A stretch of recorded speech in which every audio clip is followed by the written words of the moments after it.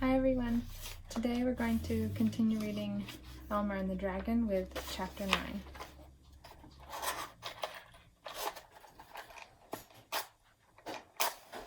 Fire sprite, share with us your golden light.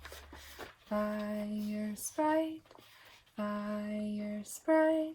share with us your golden light. Chapter 9, Farewell.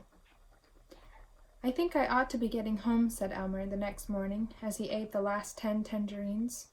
How do you feel, Dragon? Fine, I think. Why, I could fly to the moon and back. Good, said Elmer, because I think today is my father's birthday. He looked at the plates and the pots and the cups and the silverware and the bags of seed spread all over the pine needles and asked, King, what shall we do with your part of the treasure? Dear, dear, said the king.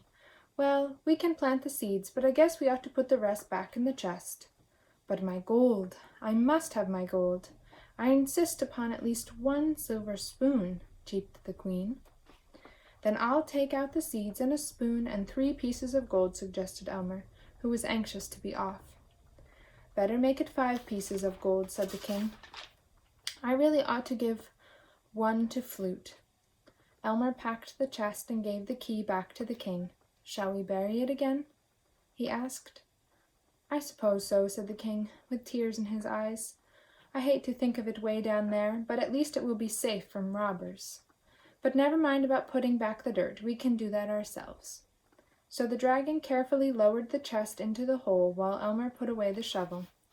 Then Elmer packed his knapsack with the 3 bags of gold and the sterling silver harmonica, carefully wrapping the harmonica in the burlap bag left over from the rescue. Goodbye, everybody, and thanks for our wonderful visit, he shouted to all the canaries. You can count on me. I'll never tell your secret to a soul. Goodbye, Elmer, and thanks again, said the king, who was already busy giving orders to the other canaries about filling up the hole.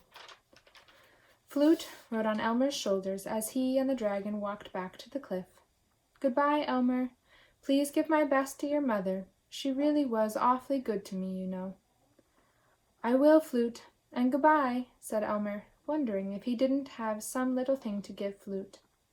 He looked once more in his knapsack and found that he still had 3 sticks of chewing gum and half a package of rubber bands. I don't suppose you'd like to have these, he asked. I'd love them, said Flute. I'll keep them with my gold piece, and I'll be even richer than the king, because I'll keep my treasure where I can see it every day. Flute told Elmer and the dragon the best way to fly to Nevergreen City, and then Elmer hopped aboard, waving farewell to Flute and Feather Island. And next time we'll see what happens when Elmer flies home.